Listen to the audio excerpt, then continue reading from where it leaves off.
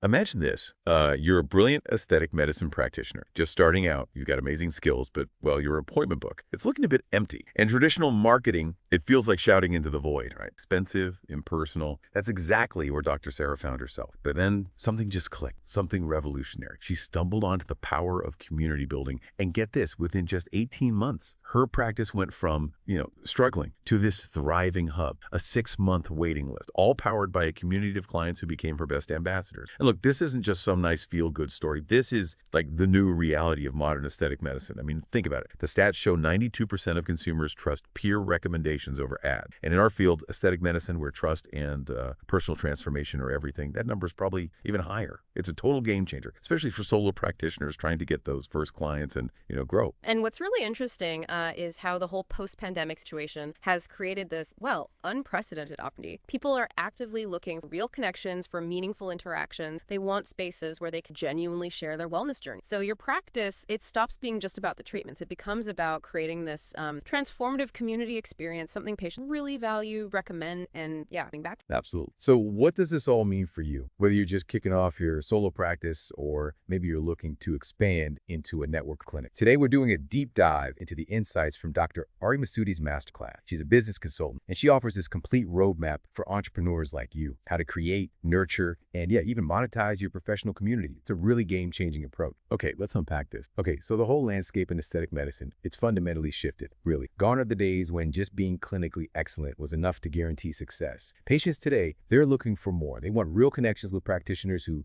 get their journey. They want support from peers going through similar things and ongoing guidance, stuff that goes beyond just the treatment, a real sense of belonging, the whole package they're after. Yeah, and if you connect this to the bigger picture, these communities, they're not just like a nice to have, they're actual growth engines, especially for a new practice starting out. They let you do dynamic marketing, dynamic sales, but with really low acquisition costs. How? Well, when you build a thriving community, you basically unlock viral marketing. Your members become these organic brand ambassadors, and that naturally builds loyalty, right? So you get recurring clients, a much higher lifetime value. Online communities can even give you global reach way beyond your local area. And crucially, your marketing spend, it drops dramatically. Yeah. Because word of mouth, it's like 50 times more effective than old school advertising. 50 times. 50 times. That's a massive claim. But it's not just theory, is it? We've seen this play out. Dr. Masudi talks about practitioners she's worked with, like Dr. Emma Martinez. She built this community around confident aging. Yeah. And her practice, it went from maybe 20 regular clients to over 200 in just 2 years. And 70% of her new clients, they came directly through community referrals. That's a serious growth engine. It really underscores that post-pandemic opportunity we touched on. The pandemic left this kind of social void, and your community can fill that perfectly. People crave connection. They need emotional support, especially during these sometimes vulnerable transformation periods. They want expert guidance, navigating all the aesthetic choices, and that peer validation, seeing others succeed, that's huge. A key insight from Dr. Masudi here, a common mistake practitioners make is just dropping engagement after the consultation. They nail the clinical side, but they ignore those ongoing emotional and social needs. And that's precisely where the community really differs. Okay, so that leads us to what Dr. Masudi calls the revolutionary approach, community before commerce. Now, this feels really counterintuitive for a lot of business owners, right? Especially solo practitioners who are understandably keen to get revenue flowing. The idea is your community should actually exist before your business model is even fully locked down. Right. How does that actually work? Why is that so revolutionary? Well, it's counterintuitive because it flips the usual script, the immediate revenue first thinking. Most people think, okay, I need to finalize my services, set my prices, then go find clients. Dr. Masudi argued, build the community first. Why? Because then you get to validate your potential. You get direct feedback. You build deep trust with your clients before you even mention selling any. You create genuine anticipation for what you might offer down the line. And you develop these authentic relationships that become an incredibly strong foundation. So the action step, it's actually pretty straightforward but powerful. Start organizing a formal gathering, webinars, social media, focus them around aesthetic wellness topics. Do this even before you finalize your whole list. Right. And once you're ready to actually start building it, you need to craft your community's DNA. Step one is defining your shared values. What do you stand for? Maybe it's authentic beauty enhancement, not just surf stuff. Or informed decision making, aging gracefully, confidently, a holistic approach to wellness, body positivity, self-acceptance. These are vital. Step two, identify your core audience. Really nail down those personas. Age, aesthetic goal. How do they like to communicate? What kind of support do they need? Are you targeting millennials focused on prejuvenation? Or maybe baby boomers dealing with existing concerns? Get specific. And step three, establish your value proposition. Your community has to offer way more than just medical service. Think exclusive educational content, a peer support network, maybe early access to new treatment, expert guidance on choice lifestyle factors too. Tag 3, the 4-phase community development model. Dr. Masudi lays out this really clear 4-phase model for community development. It's like a roadmap for solo practice. Phase 1 is launch. That's usually the first one. Here, you define your core cause, your why, like empowering confident aging. You recruit maybe 5 to 10 really passionate early adopters. These are your volunteers, your founding members. They help set the tone. And you establish some simple rituals, maybe a weekly Q&A, a monthly challenge, something regular. Okay, phase 2 is consolidate. This runs from about month 4 to month 8. This is when you choose and really optimize your main community platform. Where are those early adopters most active? Go there, you refine your approach based on their feedback, and crucially, you consistently create valuable, shareable content. Then comes phase 3, coexist, months 9 to 15 roughly. Now, this is the delicate bit. This is where you start carefully introducing commercial. The key is maintaining the community core value while starting to generate some revenue. Transparency here is absolutely critical. Your members need to understand what's happening. And finally, phase 4 is evolution. This is month 16 and beyond. The big focus here is preserving that core value, that intimacy, even as you achieve commercial success. It's about scaling your reach but staying authentic and continuously innovating your offerings based on what the community has evolved. Yeah, that transition from community to business, that's so critical. And it really comes with a warning, doesn't it? Dr. Masudi points this out. It's easy to lose your way. You look at couch surfing, right? They kind of fumbled that transition, focused too much on monetization, lost their community soul. But then you have Glossier, the beauty brand. They nailed it, kept that community-first vibe while building a massive business. It just shows how delicate that balance really is. And what's so powerful here, especially in aesthetic medicine, is that peer recommendations are just infinitely more effective than traditional ads. Infinitely. Trust just skyrockets when potential clients see genuine transformation stories for people, just like them. It's about that lived experience, not just slick marketing claims. That social proof is gold. Right. So the implementation strategy, it involves systematically documenting those patient journeys, creating really compelling before and afters, but focusing on the emotional transformation too, not just the physical change. That's key. You want to actively encourage sharing. Make it super easy for happy clients to talk about their experiences. You showcase testimonials, use video, written reviews, social media posts strategically, and create detailed, maybe educational case studies that highlight the whole journey, not just the procedure itself. Yeah, so a checklist for your social proof strategy might include setting up a systematic process for actually collecting testimonials. Don't leave it to chance. Create simple templates so clients can easily share their stories. Develop a content calendar that features a regular flow of client transformation. Keep it fresh. Set up systems for encouraging and maybe incentivizing reviews. And build a Hall of Fame section on your website, on social. Showcase those successes. It really raises a question. Are you systematically building this crucial trust or just hoping it happens? So what does this mean for growth, especially for a solo practitioner? It means building your referral engine becomes this kind of viral marketing mechanism. When your community members turn into brand ambassadors, they create this exponential growth effect that traditional marketing just can't touch. You get authentic recommendations.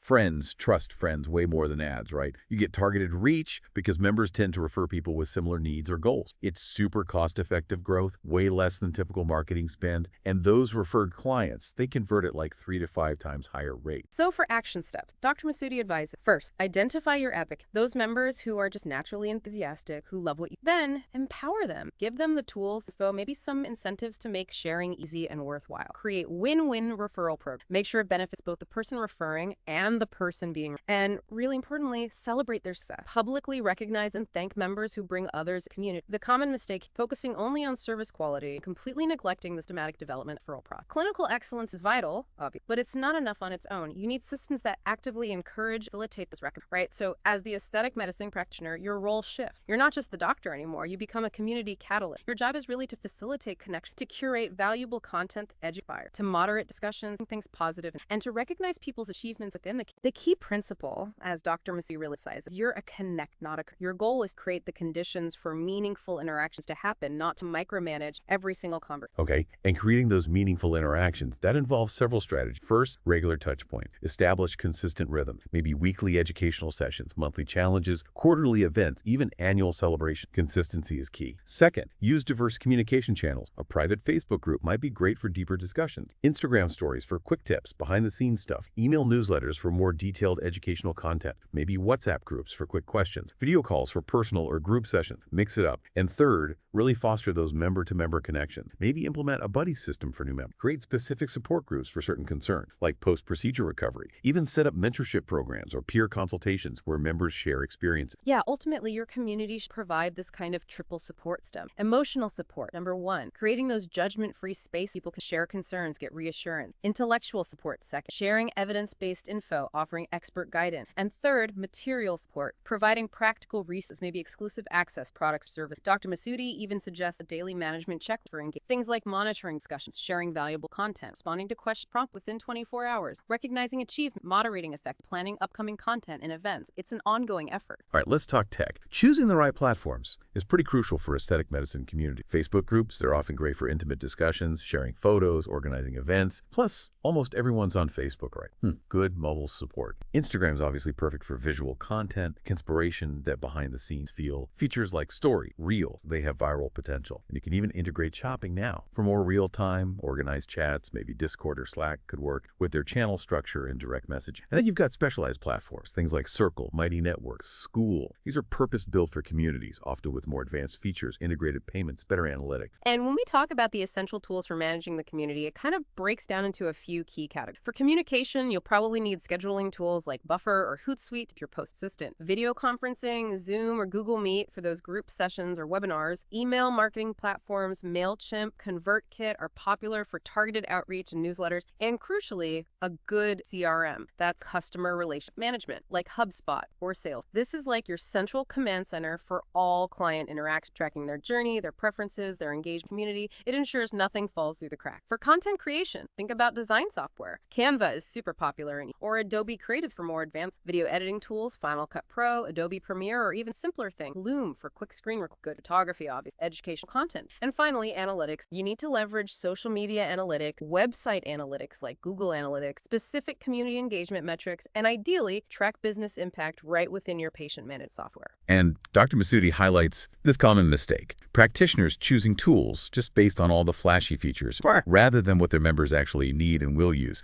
Always prioritize user experience and accessibility. If it's too complicated for your members, it doesn't matter how many features it has. You could have the fanciest platform ever, but if people find it clunky or confusing, they just won't use it. Simple as that. Yeah, and what's fascinating or maybe challenging is that as your community grows beyond that initial tight-knit circle, keeping that personal feel, the thing that made it special in the first place, that gets harder and harder. This is what Dr. Masudi calls the authenticity challenge. It's real. So how do you scale without losing that soul? A segmentation strategy becomes really important. This means things like creating specific welcome processes for newcomers so they feel included right away, acknowledging your long-term members, maybe with special perks or recognition, developing sub-communities or groups around specific interests like skincare junkies or people interested in a particular treatment, offering different levels of participation. And you also have to consciously focus on maintaining that personal connection. Keep up those regular rituals. Continue sharing your own journey, your thoughts as a practitioner. Feature member spotlights regularly and make sure you, the founder, remain visible and accessible, even as things grow. This growth often leads to what Dr. Masudi terms the diversification dilemma. As your practice and community expand, you might think about adding services beyond your core aesthetic treatments. She advises navigating this very carefully. Use your community as a kind of focus group, a testing ground for new ideas. Make absolutely sure any new offerings align with the community's core values. Don't just chase revenue. Introduce new services gradually. See how the community responds. And really importantly, involve your members in the development process. Ask them what they want, what they need. It really makes you ask, are you treating your community as a strategic asset for growth, listening to them, or just seeing them as another market segment to sell to? Big difference. That's exactly what Dr. Michael Chin did, apparently. He started his practice mostly doing Botox and fillers. Pretty standard. But based on direct feedback from his community, he expanded. He added wellness coaching, nutritional guidance, holistic lifestyle consulting. His community grew from 200 members to over 1,500. And get this, 80% of them ended up trying multiple services. That's completely organic, community-driven expansion because he listened. Yeah, and when managing these growth phases, Dr. Masudi describes these distinct stages you'll like through. You start with an intimate circle, maybe 50 members, focuses on dealerships. Then you move to an extended family, maybe 200 members. Here you start structuring communication a bit more formally. Then a thriving community, 200, 500 members. This usually requires members, formalizing processes, maybe hiring help. And beyond 500 members, you're really building a move. You might need multiple platforms. You start powering member leadership. So your growth management checklist should include things like regularly surveying members, keeping a close eye on engagement and retention rate, constantly assessing that balance between intimacy and scalability, and planning ahead for the tech and team scaling. Okay, let's talk money. Monetization. There's a golden rule of community monetization that Dr. Masudi is really clear about. And it's such a vital insight, especially for solo practitioners. Never, ever monetize until you've created massive value. Like so much value that your members would genuinely consider paying for access, even if you didn't offer your core stack services. That's the bar. You have to build a community that feels indispensable first. Right. Once that value is undeniably there, then you can start thinking about primary revenue. And these go beyond just your core service consultations. You could offer educational products, online courses, detailed guides, specialized webinars teaching about aesthetic wellness topics. Exclusive memberships are another option, maybe VIP access, priority booking slots, members-only events. Product sales can be significant too, recommending and selling high-quality care lines, supplements that align with your philosophy. And don't overlook affiliate partnerships, earning commissions by recommending complementary products. Trust. If you connect this to the bigger picture, it's really about diversifying, moving beyond just relying on the treatment, creating multiple ways for your community to get value and for you to generate income. And Dr. Masudi suggests an implementation framework using tiered access. This can be super useful as your practice grows. You can start with Tier 1. Free community access, basic content, maybe Q&A sessions, peer support, the entry point. Then Tier 2, a premium membership, maybe $50, $100 a month. This could offer advanced content, exclusive group consultations, priority booking. Tier 3, the VIP experience, maybe $200, $500 a month. This might include personal monthly check-ins or consultations, customized plans, first dibs on new services, and maybe even a Tier 4, the transformation program, a comprehensive package, perhaps $1,000, $5,000 per quarter. Think intensive coaching, concierge-level service, the works. Now, when it comes to pricing psychology and aesthetic medicine, Dr. Masudi strongly advocates for value-based pricing principles. Price based on the life change you're providing, that's the transformation value, not just the minutes spent on a procedure. There's a definite confidence premium. People will pay more for increased self-esteem, that feeling of empowerment. Leverage the exclusivity factor. Limited availability, special access deals can justify higher price points. Offer comprehensive solutions by bundling services together, and always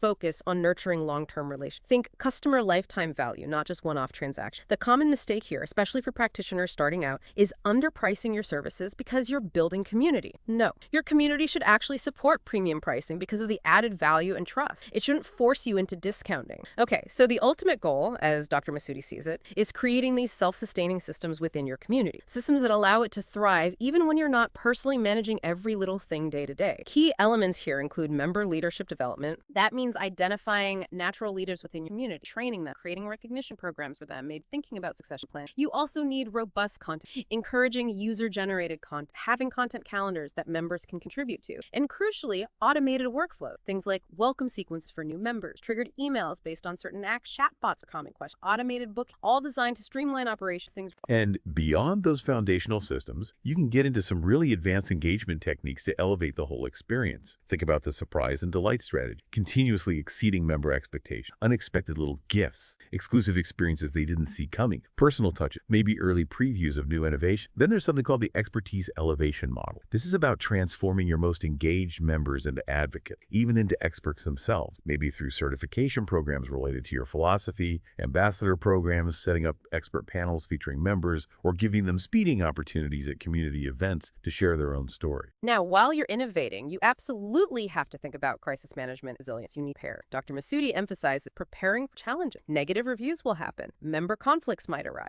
Economic downturns can impact spend. Technology can fail. Personal crises can occur. Building anti-fragility means creating a community that actually gets stronger when faced challenges. How? By having diverse revenue streams, not putting all your eggs in one basket. Having a presence on multiple platforms so if one goes down, you're not wiped out. Building a strong leadership team, even if it's volunteer-based initially. Having adaptable systems. And crucially, having well-thought-out crisis communication plans ready to go. It's not just about surviving storm. It's about emerge stronger. And looking forward, innovation and future-proofing are just non-negotiable. You have to stay ahead of the curve. Keep an eye on trends in technology, treatment evolution, what's new, what's effective. Demographic shifts is your target audience change. Industry changes overall, even broader social evolution. Your innovation checklist should probably include regularly surveying members about what they want next, monitoring industry trends, actively experimenting with new channels or content formats, attending relevant conferences, maybe collaborating with other practitioners, and definitely investing in continuous education for yourself and your team. Right. Measure Measuring success, absolutely vital. You can't improve what you don't measure. Dr. Masudi breaks down the key performance indicators, the KPIs, into two main buckets. First, you've got community health metrics. These track the vitality of the community itself. Things like engagement metrics, your monthly active members, how much interaction posts get, event attendance rate, member-to-member interacts. Also, growth metrics. How many new members are you acquiring? What's your retention referral rate? How fast is the community growing overall? Second bucket is business metrics. These show how the community is actually affected bottom. So, community-driven revenue, how much income direct member, customer lifetime value from community member, cost per acquisition through community channels, how much the cost in client community, and treatment booking rates directly influenced by community engagement. And diving a bit deeper into the analytics side, Dr. Masudi talks about some advanced techniques that can give you really powerful insights, like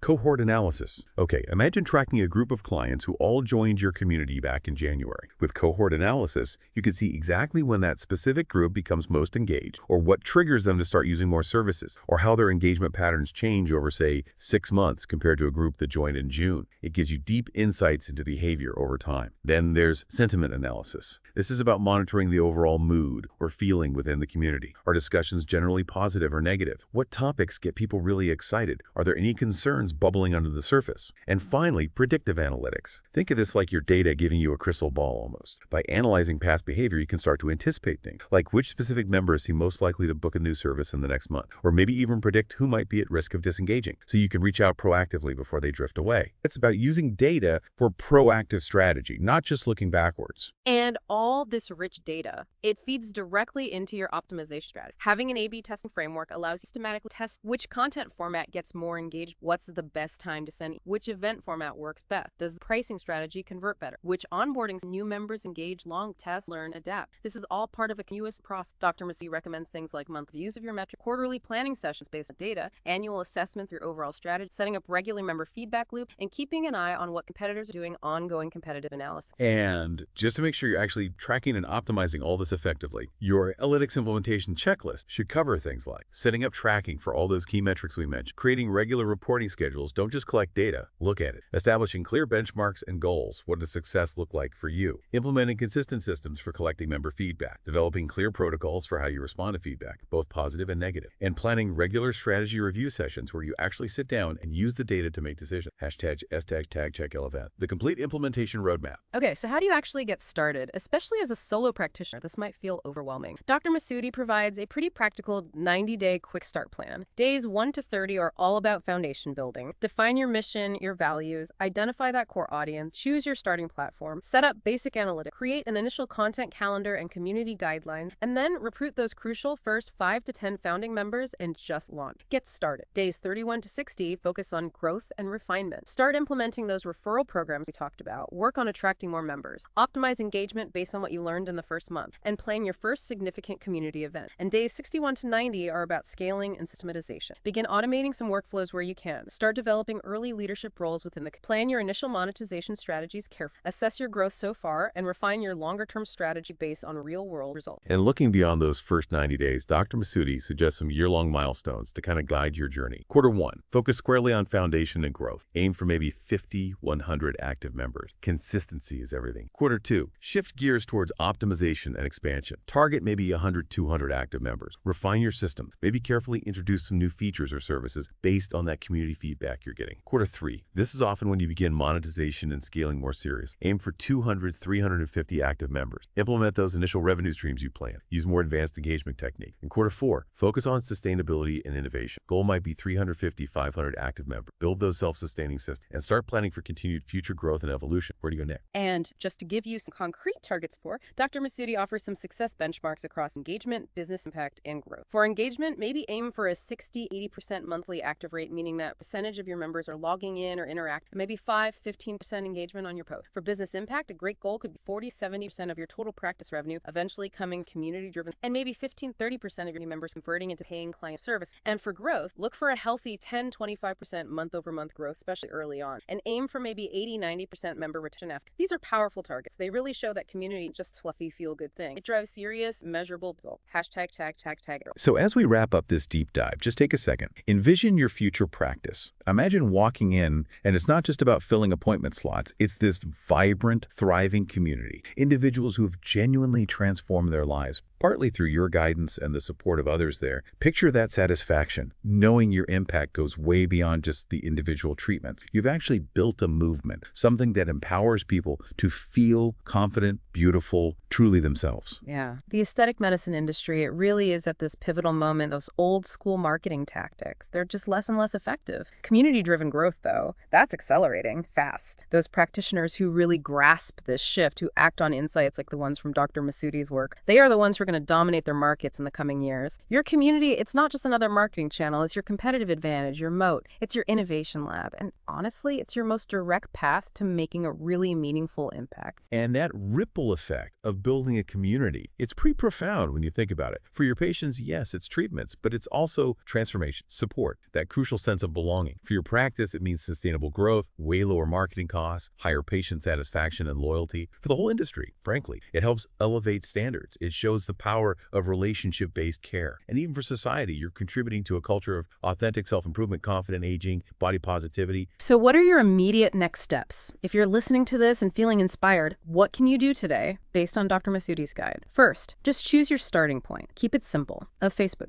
an Instagram account, an email newsletter. Pick one platform you're comfortable with and commit to being consistent there. Second, define your mission. Literally write down one clear sentence. What does your community stand for? Third, identify your first members. Think of 5, maybe 10 current or potential patients who you know would really benefit from this connection, who'd likely be enthusiastic early adopters. Fourth, create your very first piece of valuable content. Just one piece, something educational, helpful that you can share. And finally, fifth, set your schedule. Commit to a realistic rhythm for posting and engaging. Don't overcommit. Make it sustainable. The time really is now. Your community is waiting. Begin today. Your transformation in theirs truly starts with taking that first action.